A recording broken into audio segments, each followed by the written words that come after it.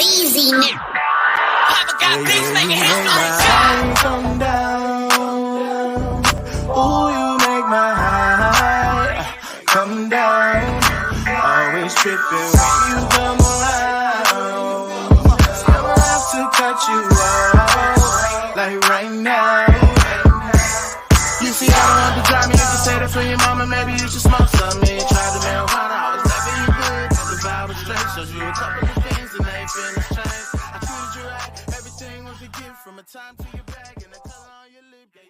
Welcome to the Seahawks Man-to-Man podcast, powered by The Athletic. Shout out to the company. My name is Michael Sean Dugar. You guys know where to follow me at. Tweet Machine at MIKEDUGAR. I'm still verified. Thank you, Elon Musk. Shout out to all of our YouTube subscribers as well. Seahawks Man-to-Man is the name of the channel on YouTube. That's man, the number 2 man. Appreciate you guys on there. Chris, talk to him. What is good, everybody? It's your boy, Christopher Kidd. Be sure to follow me on Twitter at CKIDD206 and that's CKid206. I don't know if you noticed, Chris, I stopped introducing you while I was introducing me. I felt like I was listening back to one of the shows. I was like, this is repetitive. I shouldn't say I'm here with Chris. And then Chris says who he is. So there you go. I let you. It's minute, but I feel I was listening back. Anyway, we have a guest on the show. Feels like it's been a while since we've had a guest, because of the schedule. As the Seahawks prepare to play the Chiefs on the road, we got Chiefs beat writer for The Athletic. The homie Nate Taylor is on the line.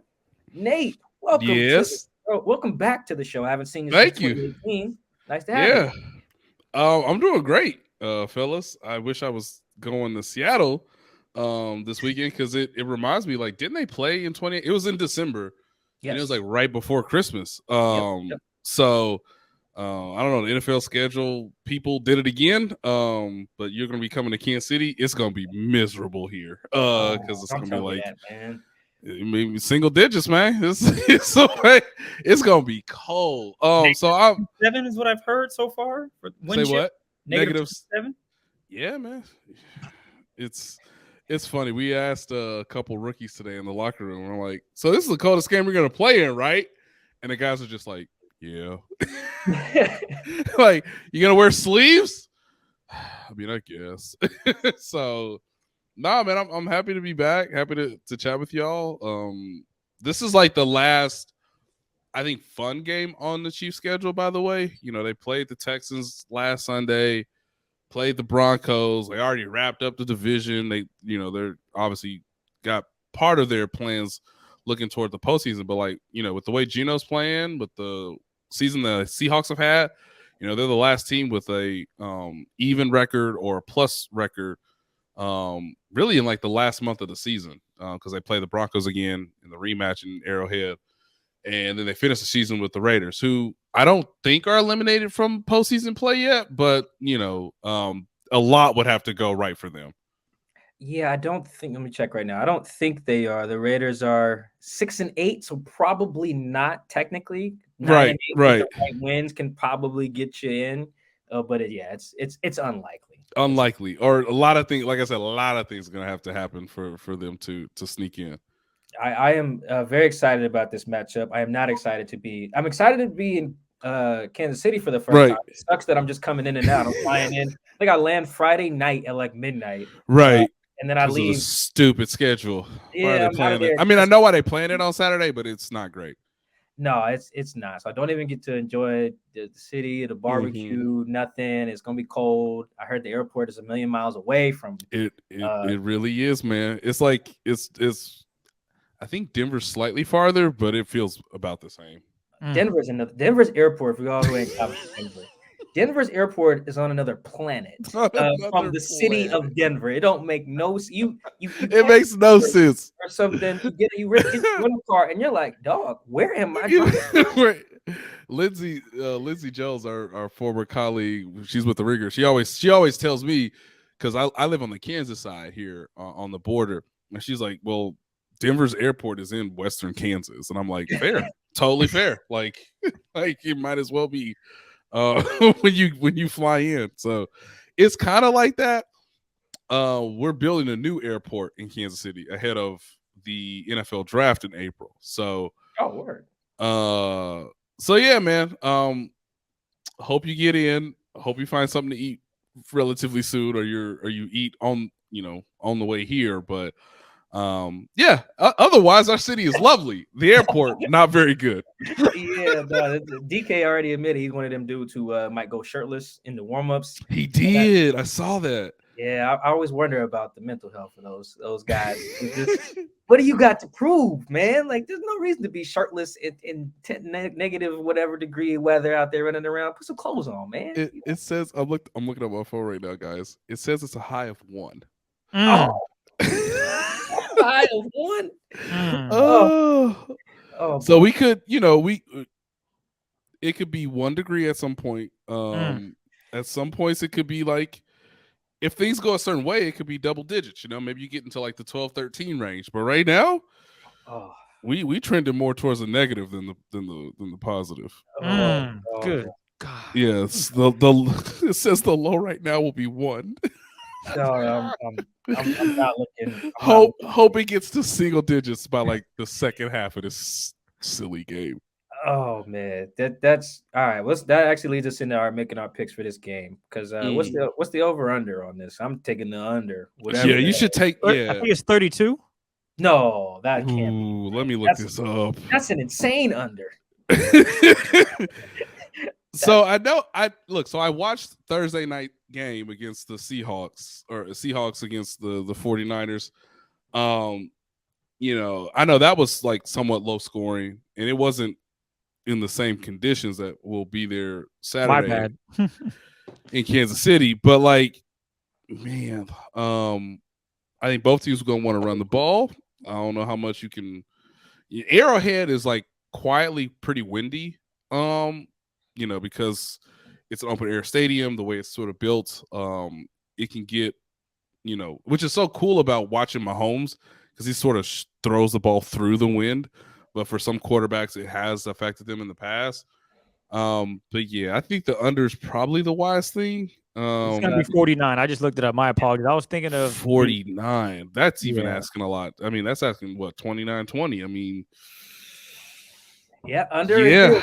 All right, we'll start with you, Nate. Give us a prediction. Give us a score. Seahawks are the 10-point underdogs. That's only the second time in the last decade the Seahawks have been double-digit underdogs. Yeah, with Pete Carroll, that's right. Yeah, it's pretty. They were underdogs a couple times by double digits in 2010 and 2011 before he got established. But from 2012, they've only had one at a time. So who you got in this game where the Chiefs are heavily favored, and give us a score? Yeah, so I think I should remind your listeners that, like, the Chiefs have been pretty good. We're gonna get into some of their issues. They needed overtime to score 30 against the Texans. So I want to say like 23-16, somewhere in there. Given the favorite, the ability to win the game, I guess I'll pick Chiefs 23, Seahawks 16. It kind of is in line with like the way both teams have played lately. I know the Seahawks have lost 4 or 5. The Chiefs have been like good, but like underwhelming in some ways of how they've won these games. They got up huge against Denver 2 weeks ago, and then let them back into the game. So I think it's going to be low scoring. I think you should take the under, but yeah, I think the Chiefs probably win this game just because they've had 3 straight road games. So this is their first game back at home. It's on a short week. I know the Seahawks are the more desperate team. Given their situation, I know they'll have a longer break, obviously playing Thursday last week. But I think the Chiefs are probably the better team right now, even though the Seahawks probably need the game more, if that makes sense. Way more. Oh, they needed one. Yeah. You want to see some playoff odds drop? Go ahead and lose to the Chiefs if you're the Seahawks. I mean, yeah. Now the Chiefs are trying to get the 1 seed, obviously, in the AFC. They're trying to chase the Bills.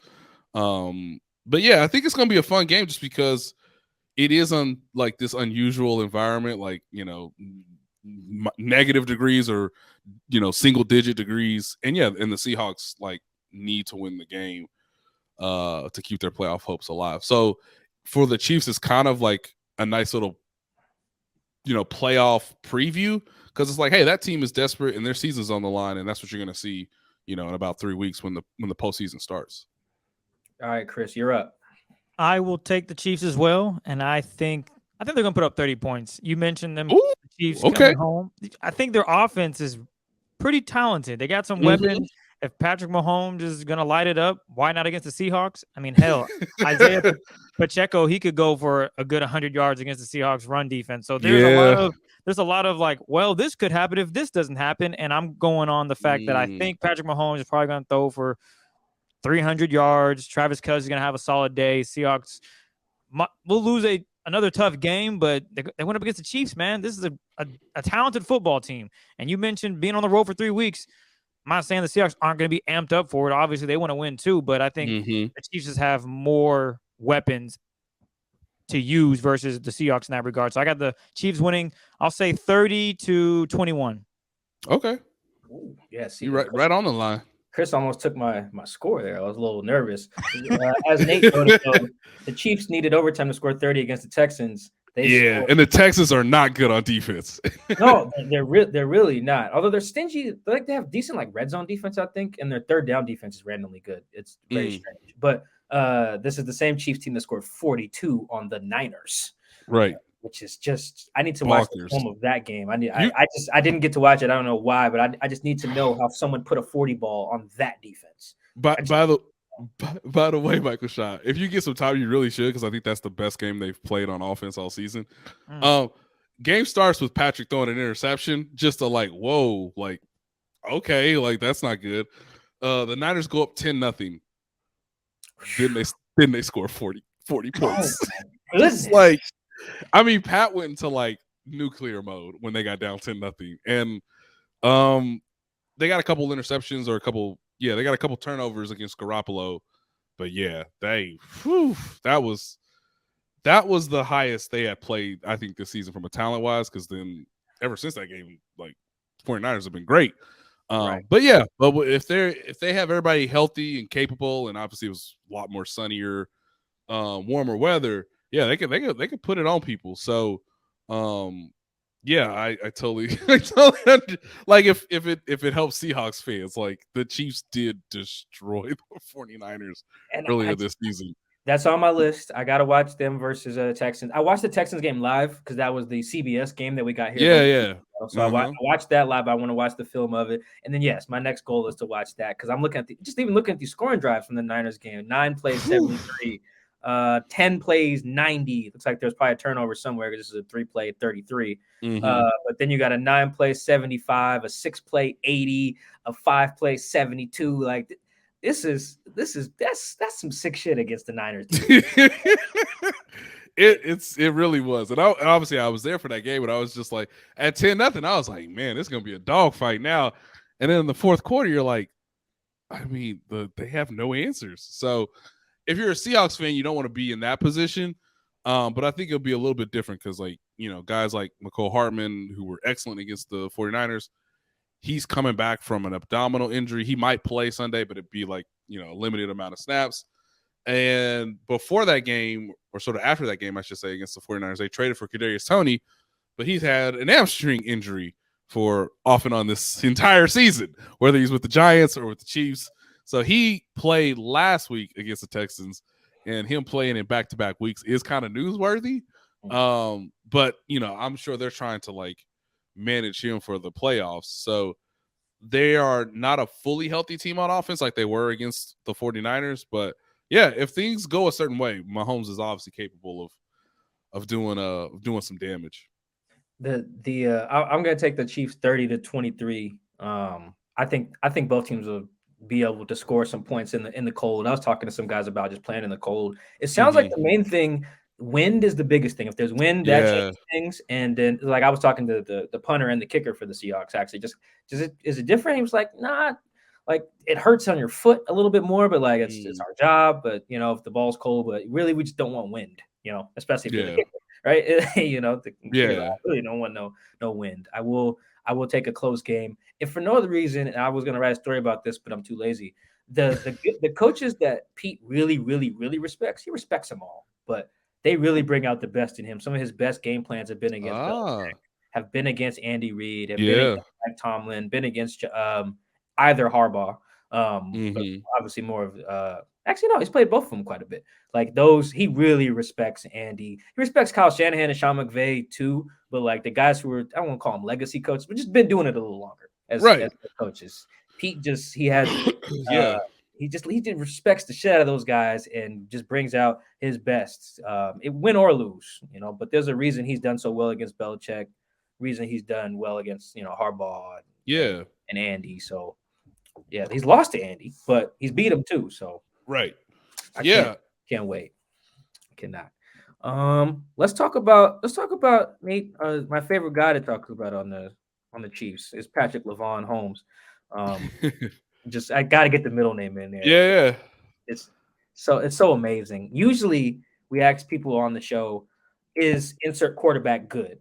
We're not gonna disrespect Lavon Holmes like that. Because that's just not.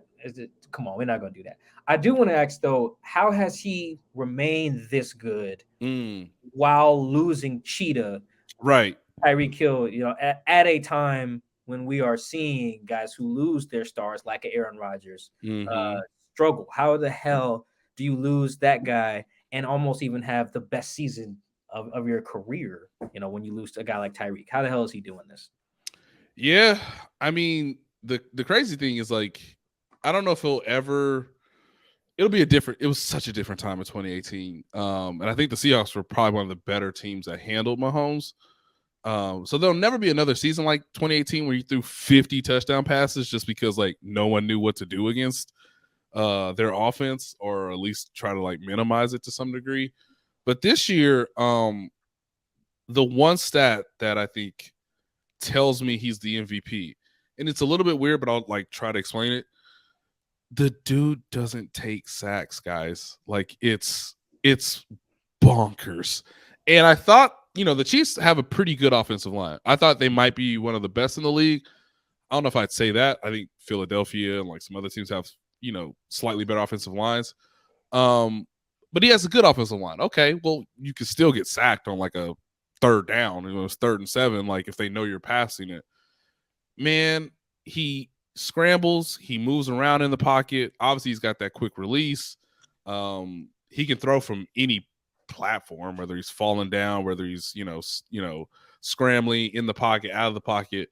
He just doesn't take sacks, so he doesn't give the opponent that many like negative plays.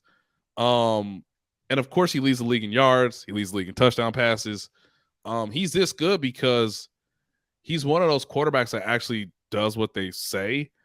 And what he told a lot of the new guys this year, because the only returning receiver he had was McCole Hardman when the season began. Obviously, he has Travis Kelce. That helps a ton because Kelce's, still the best tight end in the league from a receiving standpoint. Is if you're open and you run the route the way you're supposed to be, and based on whatever the coverage is from the other team, like if you run the route right and you open, I'm going to find you. And so he's thrown touchdown passes to Jody Fortson, who's a backup tight end. And he's thrown touchdown passes to Jarrett McKinnon, who is not the starting running back. And he's done it with Marquez Valdez-Scantling, who's just deep guy. Like, what does he do? Runs deep routes. like that is only thing he does. Hey, we signed you because we traded Tyreek Hill and we need you to be very, very fast. All right, cool. All right, so I'm just deep guy. He's thrown touchdown passes to Kadarius Toney on his like second game when he was on the team. It's been amazing. So it's really one of those things where it's like you can give him anybody and he could just be like, hey, this is the play. If they do this and you open, I'm gonna get you the ball. It's gonna go for a touchdown. If they blitz me, that's great. They still not gonna sack me. Like I'm still gonna find whoever is open, or I'm gonna run around for a little bit to buy time or to get a few yards. It's crazy like how good he is. And I know they've lost 3 games this season. None of them are really his fault. They lost to the Colts because the whole team was just not that was good. Insane. Team was just not good. What I mean by that is like they missed extra points, they missed field goals, they had like turnovers on special teams. They lost to the Bills because the Bills were like really, really good. This is still when Von Miller was was healthy, and so was Josh Allen. So like they just got beat by what I believe was a better team. And then Cincinnati, like Joe Burrow was awesome. So it was just like, hey, like you got two really good quarterbacks on the field, like you just might lose. So it's never been Mahomes' fault this season, which I think is off another indicator of like how just excellent he is. But yeah, even without Tyreek Hill, he just knows that like either your guy can't cover Travis Kelce, or because you're putting so much of an emphasis on Kelce, I'm gonna get this dude open and I'm gonna not miss him, and he's gonna win his one-on-one matchup, and we're gonna beat you that way. So yeah, man, he's playing at a very, very high level, and I just didn't know if I would see it go this well without Tyreek Hill, because whenever they got in danger, it was just like, well, just give it to the fastest guy on the field. Like it's so easy. And I have an amazing arm, so if he's 40 yards downfield, I can just give it to him. I'm not. It's not like the quarterback's not capable of that. And so they had an easier path to success, and now they removed that, and they're still one of the better teams in the NFL. It's wild. Yeah, you mentioned no Tyreek, basically no problem. So outside of Travis Kelce, you mentioned a bunch of guys, but one name you didn't throw out there was Juju Smith-Schuster. How is he fit within this roster? And I look at the Seahawks defense, passing wise, I think they're okay. Tariq Woolen is really talented, and of course the Seahawks don't allow their corners to travel. Tariq's going to be on one side of the field, so it's going to be really interesting to see how many times they test Tariq deep with. You said McColl's coming back and he might get limited snaps. Right. So, yeah, what about Juju Smith-Schuster? How has he been with this team so far? And could he have a breakout game maybe? Yeah, that's a good question. Yeah, I wrote about Juju last week. He's like the guy that I think Patrick trusts the most after Kelce, right? So it's always going to be, all right, if it's an important play, like where's Travis? What is he doing? Is he open or not? And then, obviously he's not the same player as Tyreek Hill, but I think Juju has earned that trust of like, hey, it's 3rd and 6. They are double teaming Kelce. Like, I know that guy's going to get open. I know he's going to, be an option for me. And Juju's been really, just really steady, right? He's had the concussion in November against the Jacksonville Jaguars. He missed the game. He's come back. He's sort of, been really consistent all year. He did have the fumble last week against the Houston Texans. But yeah, like he's been a real stabling force for the offense.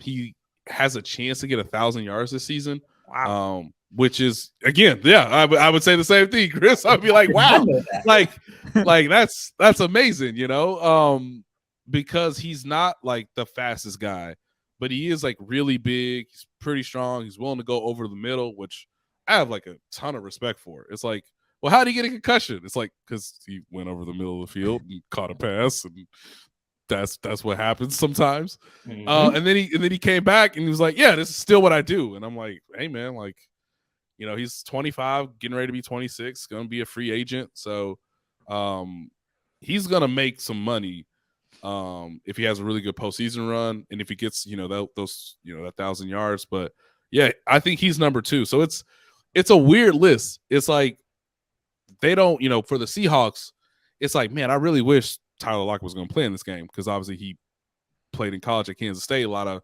Chiefs fans have followed his career.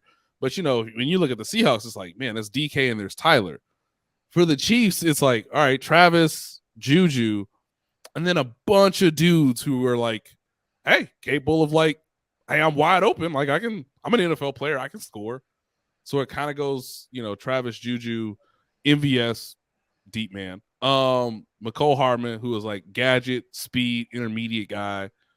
Kadarius Toney, who's like incredibly talented, but he's always got a hamstring. So we'll see how they use him. But he's like number 5. Justin Watson is just a really good route runner. And so they've used him at times on like deep shots when they know like he's going to get man-to-man coverage. And then they got these 2 other tight ends, Noah Gray and Jody Fortson. I'm not sure Jody Fortson's going to play because he's got an elbow injury. But Noah Gray is like really emerged as like a number 2 tight end and totally reliable in his limited touches. So Mahomes on any given play, y'all, has really 5 options. But it just helps when like 2 of them most times are Travis Kelce or Juju Smith-Schuster. Damn, that's scary. That sounds so scary. My man named 6 dudes and was like, "Yeah, they're all weapons, so have fun." Yeah, pretty much. And like I mentioned one running back. It's like Andy Reid. Andy Reid loves to run screens, and Jerick McKinnon is really good at them. You know, Isaiah Pacheco is starting to like put it together. You know, in terms of like being a catching back just as much as a running back. So, yeah, it's wild. Sometimes it's hilarious when like the Chiefs beat you with like their B team, like the junior varsity. Well, it's like, well, Travis Kelce only had 45 yards, and it's like, yeah, and all these other dudes scored touchdowns because Andy Reid is really good at this. He's a bad man. Before you ask the question, Mike, I'm curious from your standpoint, because you've probably seen all the plays that they would want to run, plays that have been successful, not successful. The Niners ran a really cool play, and it was, I don't know if you saw the highlight of Travis Kelce. Look at me, already thinking of Travis. I'm doing the same thing. Yeah, of George Kittle just being wide open. And what the Niners did successfully was they threw a fake screen to the left. So everyone's like, oh, it's a screen. Then they faked the swing pass, which, God, the Carolina Panthers ran over and over again. The Seahawks couldn't stop it. And then they found George Kittle wide open in the middle. So my question to you is, what trick play do you think the Chiefs would have up their sleeve against this Seahawks defense that's struggling to stop the run? Swing passes, screen passes seem to be an issue. What could the Chiefs draw up that you're like, you know what, I haven't seen this in a few weeks, that they might throw it out there in this matchup? Yeah, this does make me think about McCole Hardman, because he's really good at running the jet sweeps because he's got 4.3 speed. And I mean, Mike, when you watch this 49ers game, that's how they were like, hey, Nick Bosa, this is great. You're awesome. Go chase that 4.3 guy running a jet sweep. And that's how the Chiefs scored a lot of their touchdowns. So if McCole is healthy and he's playing, they can run some jet sweep stuff. Because like you said, you could pass out of that where you fake the handoff to McCole and then you let him run and then he's still open if he doesn't get the ball. Or it makes everybody, like you said, move a certain direction. And then it's like, why is Travis Kelce running downfield on the other side of the field? Why is he doing that? Why? So it's like, I can see some of those leak concepts or, you know, some of them post corner routes. But yeah, everything you just said makes me think, yeah, they like to run those jet sweeps with like their fastest guy. Not named, you know, Marquez Valdez-Scantling. Oh boy, I'm getting more and more scared as we go. Now, for real, man, because the Chiefs, I will say this, but I can't prove this, but I feel very confident about it. That one of the gripes, he has said this before. He said it on record that Russ wanted to be like the Chiefs. He actually said, I think he said that the year they won the Super Bowl, at the Super Bowl. Now I think about it. Okay. Yeah. I do know that he said it in reference to how many points they score, which does. Right. But I just know he wanted the creativity. And he just wanted to do some of that fancy shit. He wanted to cook. He wanted to get busy, you know, throwing little shovel passes to the tight end or just everything. Like he wanted that. Like I feel like a lot of quarterbacks look at the Chiefs offense and they just want to just not just score a lot of points, but just have that, be able to just get busy. Yeah. You know, even Gino today, when he got asked about Patrick Mahomes, the first thing he said was, I really like the freedom that he has. That was the word. I underlined it in the notebook. I like, that's an interesting word to use as a quarterback, right? Like you want to just be able to, like, man, I want to do some cool shit today. Yeah. You know, and that's scary because you don't know what, man. Look, y'all, there was a pass. I don't have time to put it in the show, but it was against the Texans. Mahomes is all the way to the goddamn right of the field. I know what you're talking about now. He's Yeah. dead in the water, turns and fires the ball across his face into what is a loosely triple coverage to Travis Kelce, who gets rocked by, I think, a safety. Yeah. Holds on to the ball. It's like third down. Yes. Yeah. It's stupid. It's third down. I was like, yo, I texted my homie DJ who covers the Texans. I was like, dog, what was that? Like, and that was like 2 plays after Mahomes rolled right in through like a 50-yard bomb to whoever 84 is, and he dropped it. That's Justin Watson. Yes, yeah. They're on the goal. They're on their own goal line. They're like, you know what, man, play action, go deep. And it's like no team does this. 50-yard rope out the end zone on the move. Yes, Oh, so good. come on, And man. he dropped it. Oh. Yeah, that was. I was like, he dropped that. I was like, ooh, that's tough. So, Pat yeah. was pissed. I can't imagine that was one of them pro day throws. That these QB coaches had these guys scripted. That was a pro day throw. He threw 50 yards on the. Oh man, come on. What else? What we got, Chris? Well, did you want to go Travis here real quick since we're talking about those weapons? Yeah, let's talk about Travis Kelce. Who I did talk to you guys about this off the record, man. I love Travis. He just has an aura that I like. Mm-hmm. He wears turtlenecks with his suits. I'm big on that. I got ridiculed a little bit for doing that at an award ceremony over the summer. I let people know there's some sauce with that. Travis looks like he gets his hair cut in the same place I would. Me and Travis seem like we got a lot of similar interests. Yes. Link. I love that dude, man. Where are you at on where Travis ranks on the best tight ends ever? I love this debate, by the way. I love it too. I don't think there's a wrong answer. I'm gonna give a quick shout out to my guy Joshua Briscoe, who does our podcast for the Athletic Times ours. And he's like, it's okay if you like Gronkowski's style because he can do a little bit of both, right? He can block, and he can obviously be a gigantic weapon in the passing game. I grew up, watching Shannon Sharp, which is hilarious now because obviously he's doing what we do, and it's like some of these young people don't know. Like, no, Shannon Sharp was cold, guys. Like he was awesome. Chiefs fans obviously feel a certain way about this because they've had Tony Gonzalez and Travis Kelce. Travis Kelce, he is really, really good. Just go ahead and say it, Nate. You want to say he's the best Chiefs tight end in history? I can feel it. He kind of is. Like, there we go. He kind of is. Like, that's wild because I've interviewed both, right? I've interviewed Tony Gonzalez, love him to death. He's been awesome. But like, I also know that like Tony's point is like, hey, I had Trent Green. Trent Green was like Pro Bowl quarterback. I have Patrick Mahomes, and it's like true. At the same time, Travis Kelce's put up 1,000 yards to Alex Smith. So like, like he's done it 7 straight years, guys. Like when you think about running over the middle of the field, knowing you're gonna get hit, or knowing that like I got a linebacker here and I got a safety over there. And, like, I got to track the ball, know where the first down marker is, know how to protect my body, and, like, get to the next play. He's done that for 7 straight years, getting 1,000 yards. It's nuts. I know it's a passing league. I know all the rules are kind of in the offense's favor, but dudes want to hit Travis Kelce in the middle of the field, and they never get to. Like, that's how, like, kind of smooth and slick he is with these routes. He's excellent in the red zone. He catches a lot of touchdowns, obviously. And look, there's a play Mahomes made in the overtime game against the Tennessee Titans this year where he just basically was just like, well, Travis is over there, so I'm going to just throw it over there.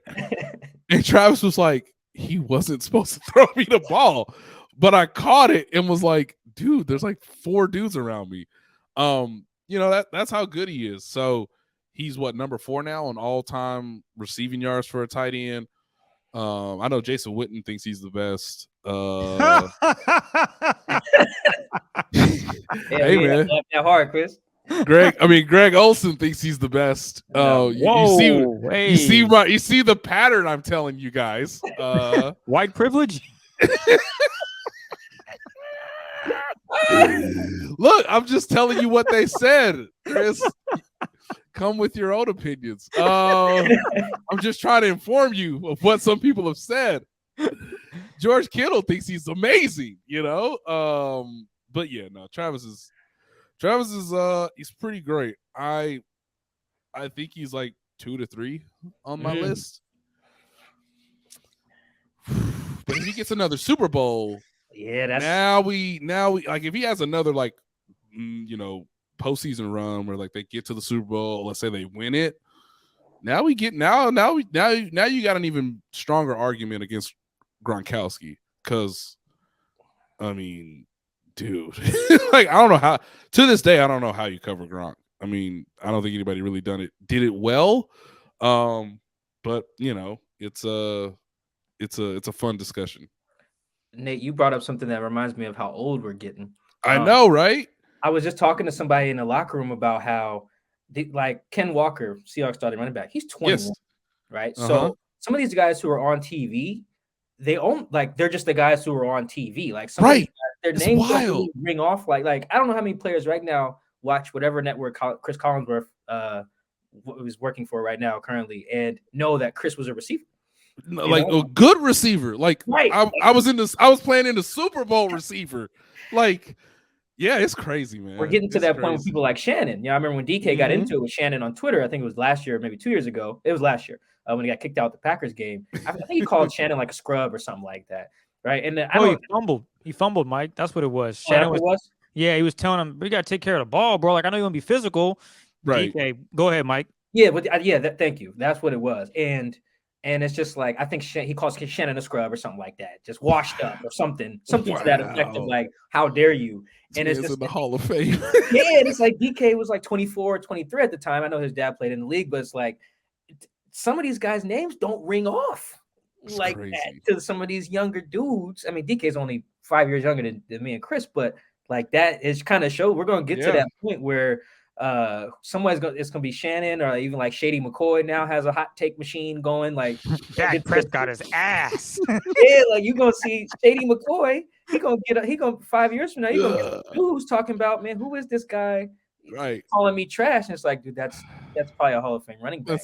That's just they don't give mics to just dudes, man. But the disconnect is just kind of fascinating to see. And like I remember how old I was when I realized that Ahmad Rashad like played in the NFL. Because that for me, I grew up thinking he's just the guy who does the interviews and stuff. That is a perfect example because, like, I remember my dad telling me that, and I was like, "You are lying." What? Like, what? And it's like, no, he was like a really good player on the like Vikings back in the day. And you're like, what? So yeah, sometimes you need older folk, family members, whatever, to just like steer you in the right direction. But that's a great point because I was just like, Ahmad Rashad did not play in the NFL. Then you got this thing called Google, and Google's like, look at these stats. Boy was nasty. That was also right. Chris Collinsworth was like that for me. He had mentioned some trick he used to do as a receiver, and I heard it on the broadcast. I said he used to do as a what now? What? So, hold up. Let me Google Chris Collinsworth for a second. Yeah. Oh, he was cold. Don't say. Yeah. Deceptive speed. How about that? Yeah. Sticking with Travis Kelce, we do a little over under here. So as you can see on the screen, 80.5 receiving yards. Are you gonna take the over or the under? I'm gonna say slightly over. Now they've been managing Kelce for a couple weeks now, which means he probably about to terrorize the Seahawks. Unfortunately, guys. Like, by the way, this is what I'm saying. Like, the Chiefs are so good that they got Travis's his 10,000 yard record against the Broncos, and they were like, "Yeah, don't run another route in the second half. Nope, you're good. You're totally fine." Like, no, none of these special routes. These double moves, these posts, these like, seam balls or whatever. Like, no, you ain't got to run any of those. We'll still score a touchdown. And then last week, like you were saying, Michael Sean, like he had some highlights, but like nothing where it was just like, oh, that's a vintage Travis Kelce play or whatever. So if he has one of those against the Seahawks, he's probably getting over 80 yards. Yeah, I would if I was a gambling man and this was the line, I would definitely put $100 saying he goes over. I don't care I would do it. The Seahawks, I think, are just gonna have a tough day covering this guy. He is, and you said he's been resting a few weeks, taking it easy. They come home. Oh man, he might put up TJ Hawkins' number, 200 plus yards, man.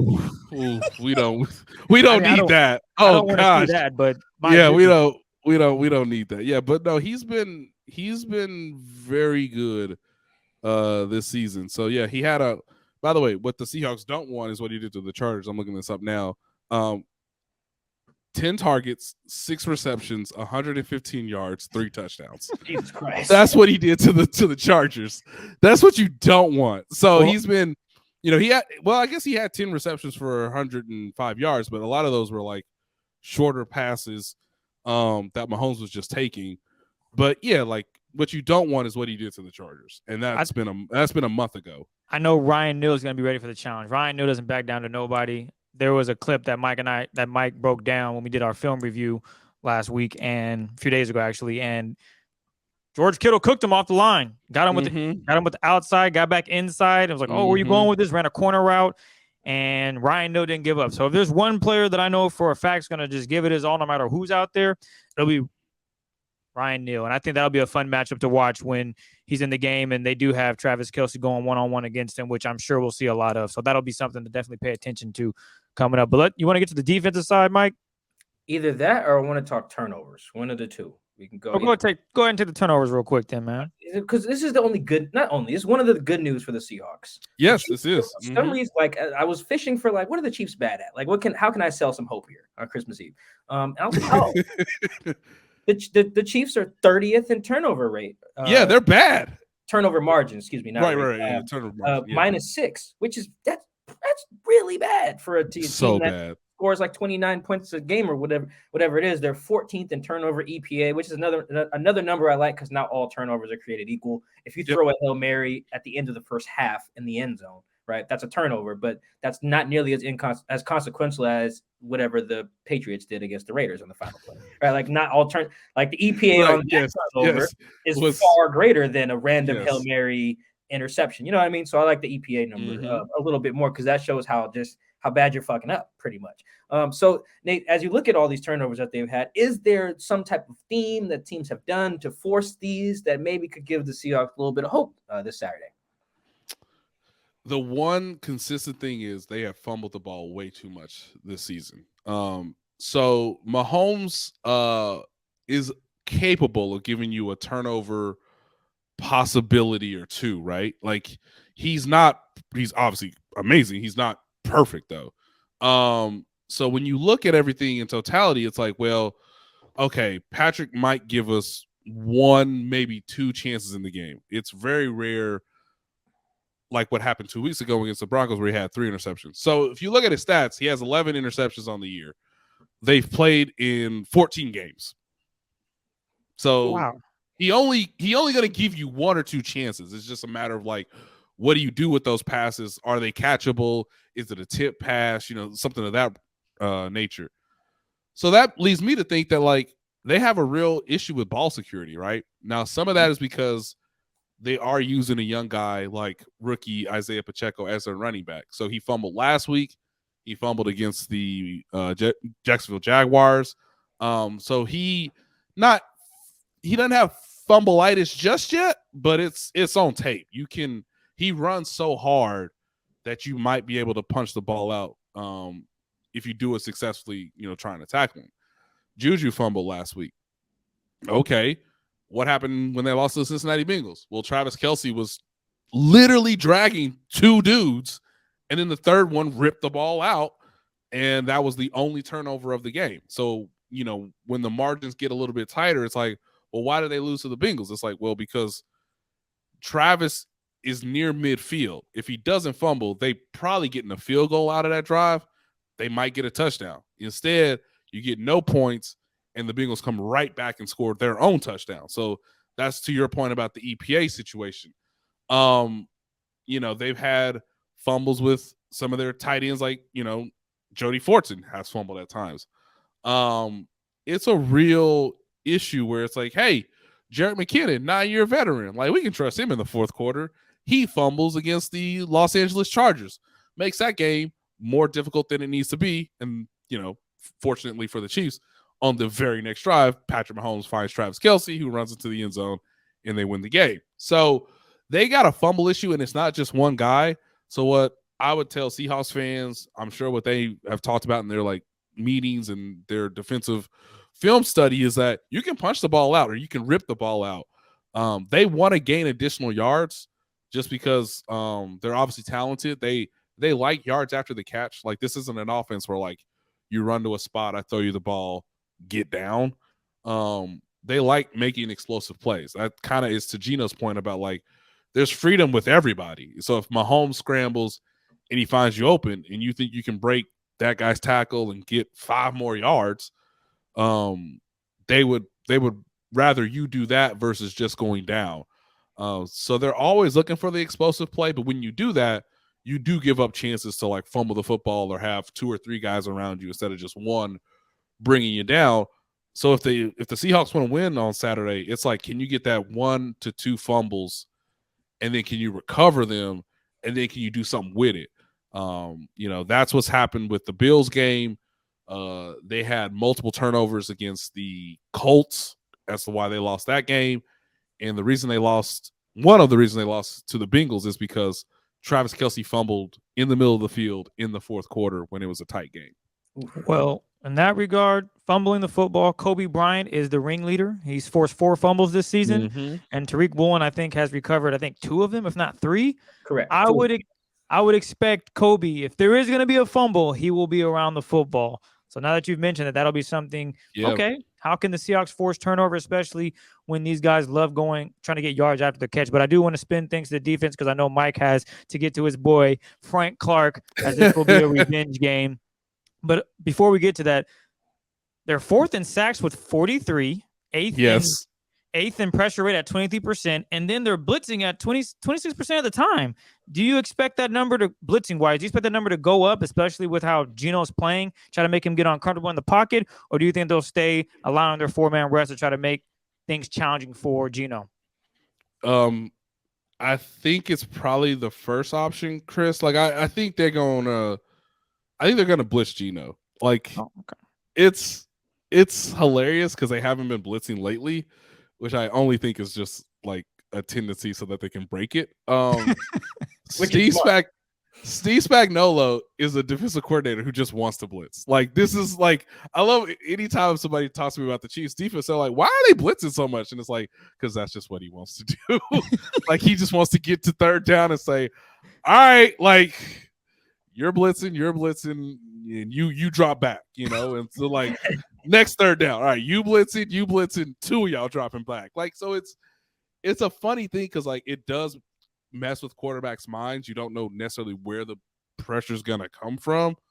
But part of that is because like, hey, Frank Clark's been sort of inconsistent this season. They have Chris Jones, who's been their best player on defense, but he's mostly rushing from the interior. So sometimes you're bringing pressure off the edge to sort of help him out in the middle so that the protection just isn't, hey, go double team Chris Jones every play. I love the fact that like this game is a revenge game for Frank Clark. We haven't talked to him yet. Well, I'm hoping we get him Friday before the game because he's always he always provides something that gets you really thinking and like but no, I think the defense is okay. It is not good, but it is okay because they get to the quarterback, or at least they try to affect the quarterback. When they don't get there, Chris, that's where it gets real dicey because they got 3 rookie cornerbacks, like in a similar way that the Seahawks are trying to sort of rebuild or reload their defense. The Chiefs are doing a lot of the same, where it's like, hey, we got Trent McDuffie, the rookie quarterback out of Washington. We got Jalen Watson, rookie quarterback out of Washington State. And then we got Joshua Williams, who's a 4th-round pick from UCLA? No, he's Fayetteville State. Okay. Yeah, he's Division II. So they got 3 rookie cornerbacks. They're all going to be on the field at times on Saturday. But yeah, it's something where it's like, hey, they had 6 sacks of Russell Wilson 2 weeks ago. They also gave up the most points the Denver Broncos have scored all season. Mm-hmm. So it's kind of a little bit of yin and yang. It's like a little bit of both. It's like, man, they are really good at getting to the quarterback, but do they get there like enough to where it matters to where like you're stopping a team all the time? And it's like, that's not the case. Yeah, blitzing is very much a product of where your defensive coordinator falls on what I like to call the fuck it meter. Because that's exactly what a blitz is. A blitz is it's like, you know what? Fuck it. That's exactly what it is. The Falcons. That is what you do on Madden. You're just like, you know what? I don't even trust. Like, man, just get after him. Yeah, the Falcons DC is like that. Dan Pease, I think is his name. Yep, he's like that. Link Martindale, the Giants is like that. I think the Giants might lead the league. They lead the league. Yeah, they do. Yeah, 30% blitzing. blitzing 30% of the time is Are you passing? Because we covered. yeah, like that's pretty nuts. Like when you really think 30% of the time you That's just sending the crazy. dogs, that come on, that's pretty crazy. And I enjoy the coaches throw like that because it is very boom or bust. The Ravens have Yes. been like that in the past, leading the league in cover 0 snaps. Cover 0 is definitely a fucking coverage. Like we either gonna get a pick, a fumble, or give up a touchdown. Touchdown, yep. Go in between on this on this cover 0. I thoroughly enjoy it. I mean, Gino likes it too, but yeah, it's boom or bust. Yes. You know what? And I enjoy. I can't But wait. but I think at home, to add to that, Mike. My I think apologies, at home, real quick. My bad. Yeah. The Giants blitz 40% of the time. My Oh, bad. Oh my God. Ah! Oh, I need to correct the ship. I said 30 and you guys are like, oh, that's high. My bad. 40. 40. Hey, again, are y'all passing? Like that is so good. Like, oh man. The other thing I was gonna say to that point though, Mike, is they do like blitzing at home because they know it's a loud crowd. They know the crowd sort of gets the guys energized, and then if you have to account for one or two other guys, the quarterback might not hang in the pocket as much in a more hostile environment than maybe at home. So I think with them being home, they tend to ratchet it up a little bit. That's scary too, because Arrowhead is one of the few stadiums that people do tell me is just as loud as Seattle. Yes, yeah.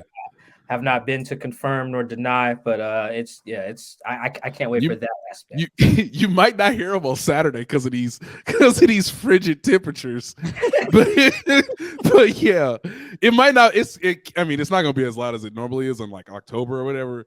But yeah, like that's why I loved going to Seattle in 2018 in December, where it was just like, yo, this is great. Like Patrick Mahomes on 3rd and whatever, and the crowd is just as loud as it would be in Arrowhead. And like, let's see what he does, against the Seahawks defense back then. So, no, that's fun. But yeah, man, Spags, like, he ain't gonna change. It's just like, it's like, we don't need to blitz because we up 10 or whatever. But like, if it's a close game, you can expect a blitz in a big moment. The guy who coordinates the Cardinals defense is like that too. Vance Joseph, yes. Who, by the way, on opening day, blitz Patrick Mahomes, like, I don't know how many times, like, I think like 19 times. And Jesus. Mahomes was like, what are you doing?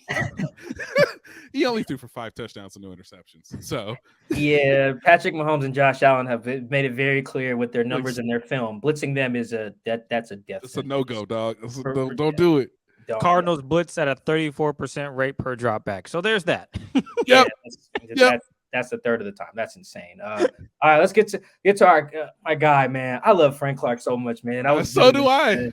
I was legitimately sad, it's in my heart when the Chiefs traded for it, man. Frank is just he's a big, I don't call him a ball of energy because that's how you describe fat guys, but like Frank he's just a big lightning rod. He's just a energetic guy. Incredible personality.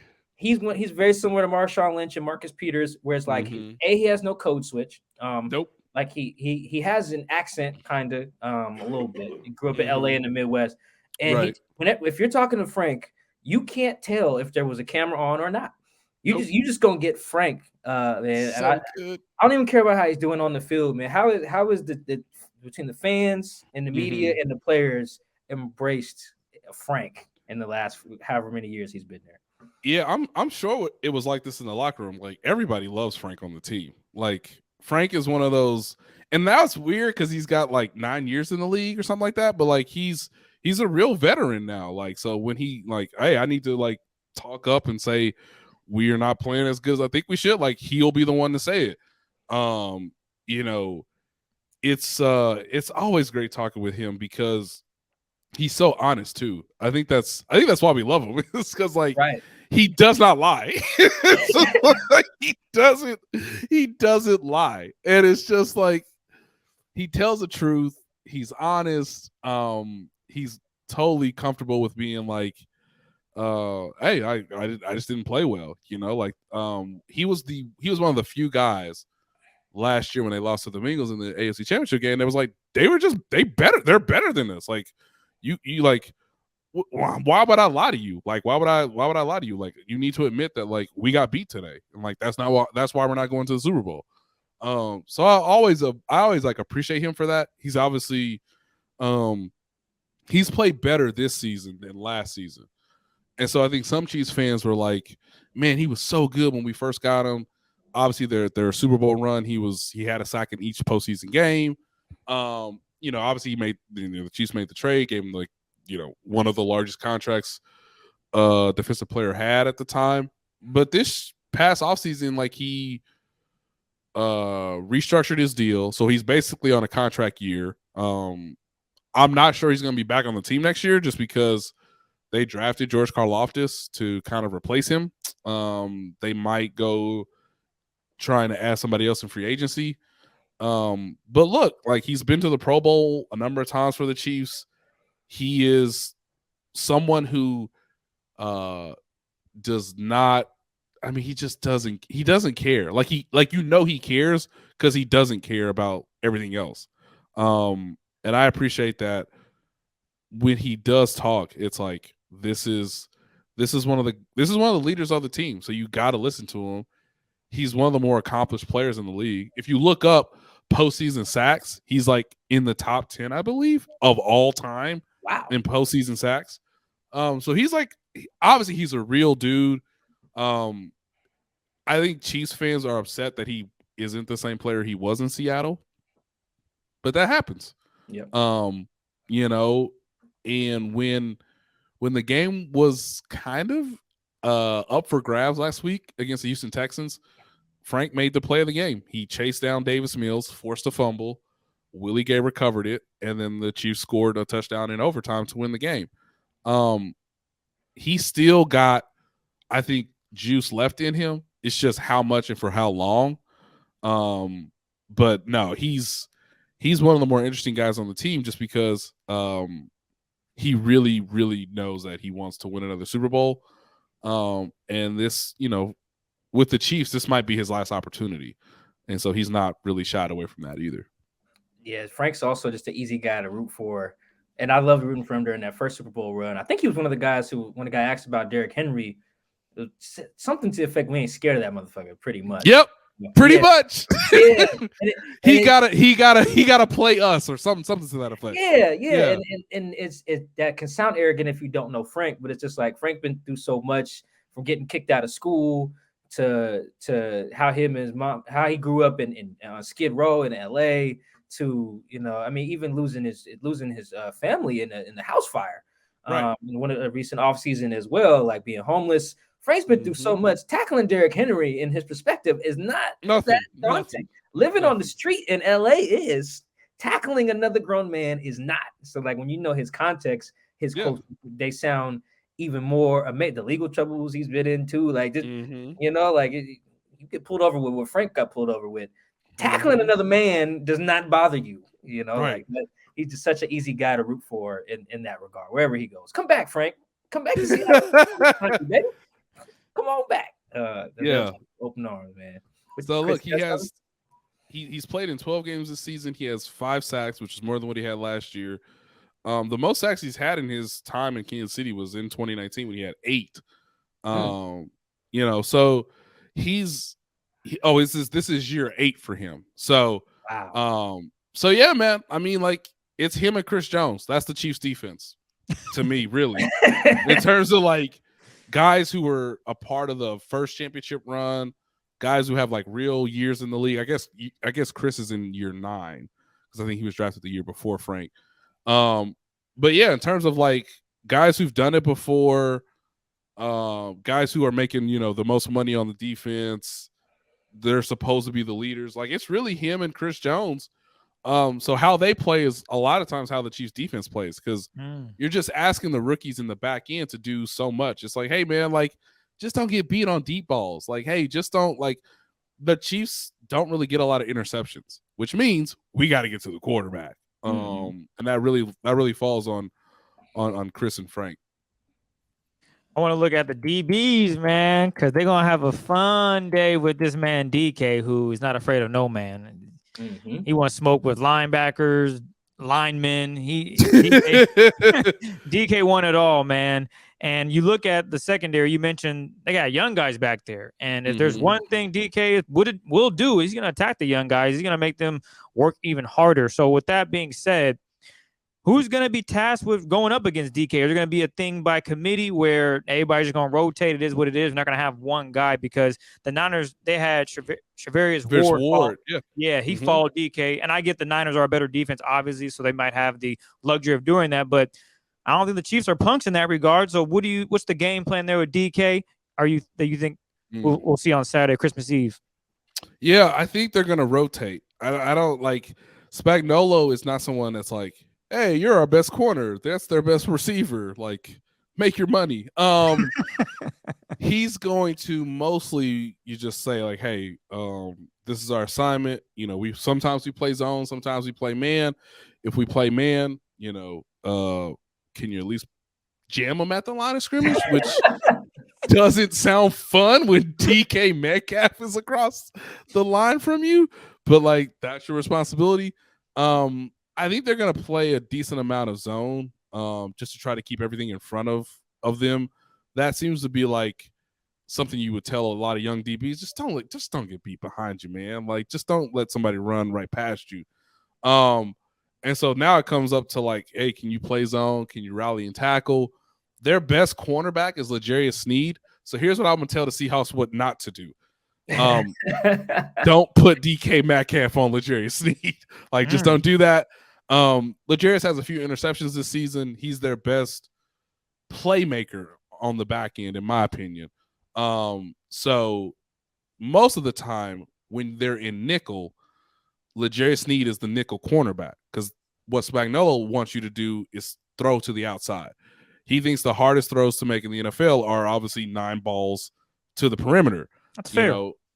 So if you know that, then put DK Metcalf on the outside and say 50-50 jump balls. Like have at him. You know, there's this guy named Jamar Chase. He did that to the Chiefs all the time in the last couple of games. So Trent McDuffie's going to be on the outside. So is Joshua Williams. That's their 2 normal corners on the perimeter.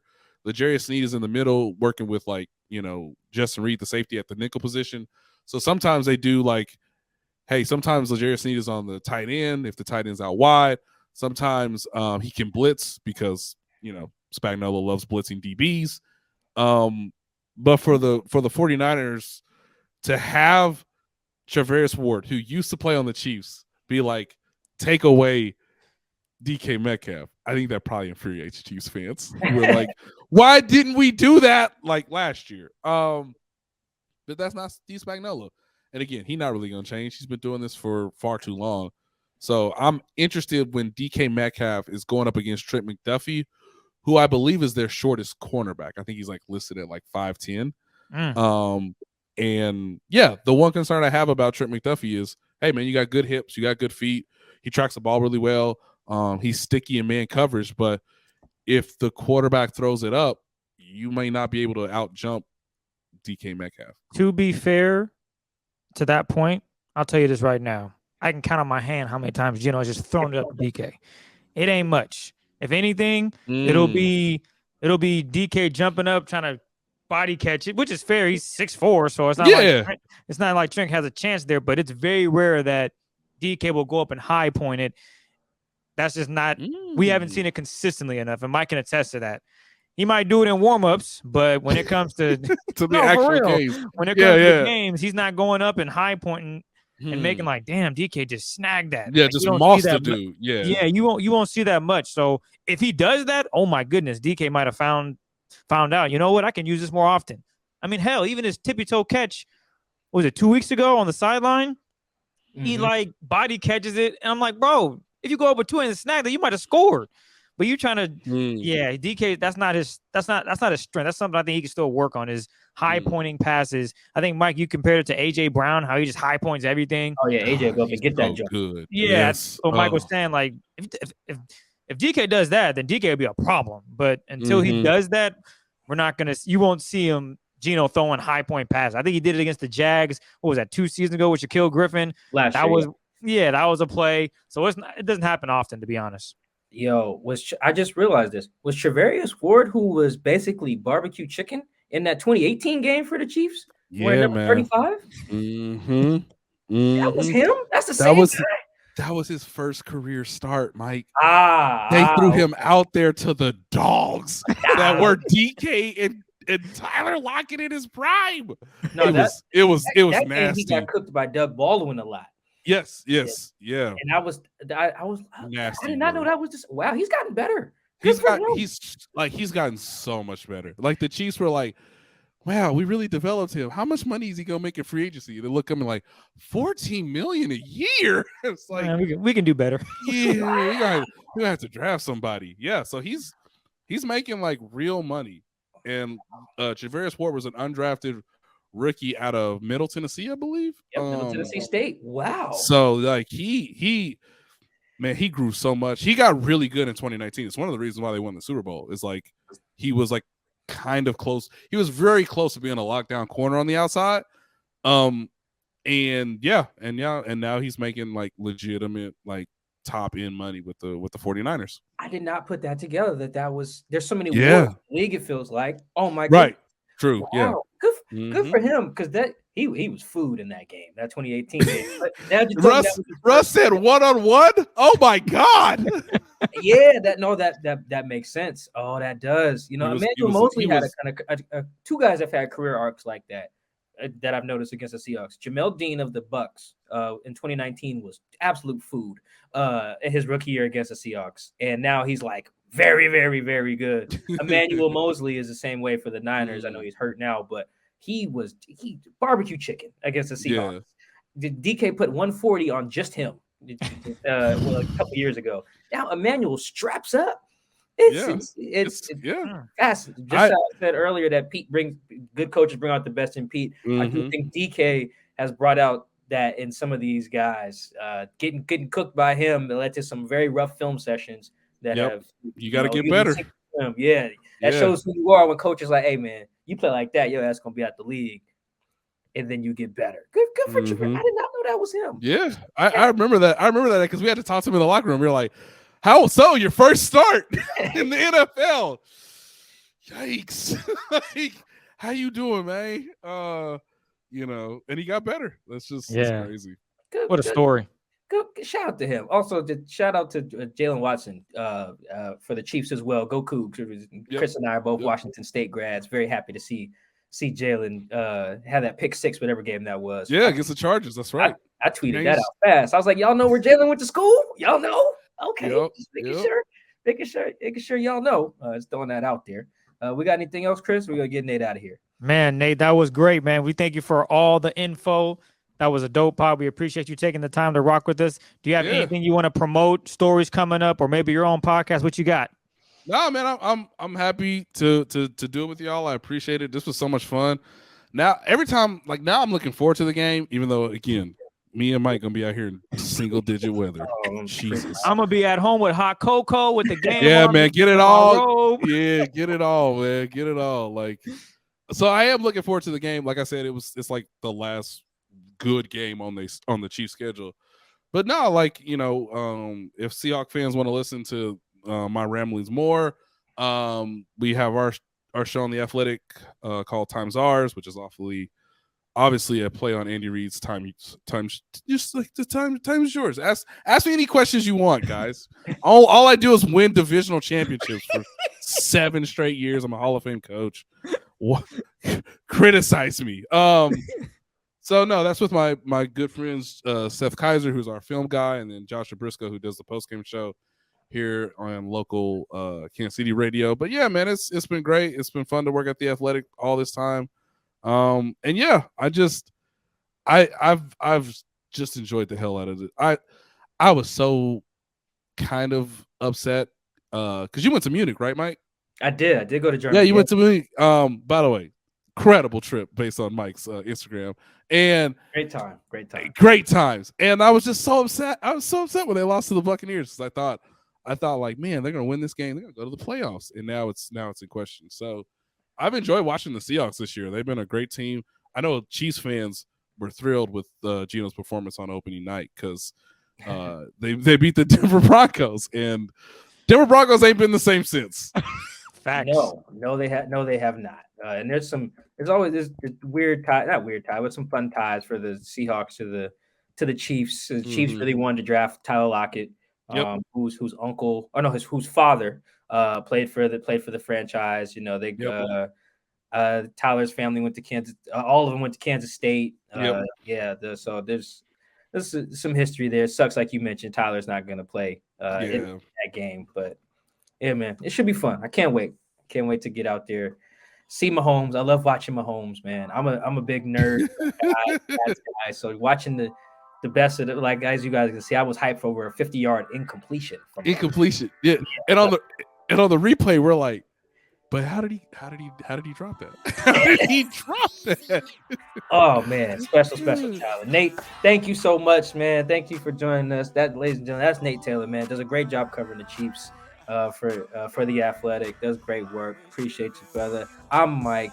That's Chris. This is the Seahawks Man to Man podcast. We will catch you guys after the game. I appreciate the love and support. Spotify, Apple, The Athletic, YouTube, all of it. Catch you guys next time. Peace.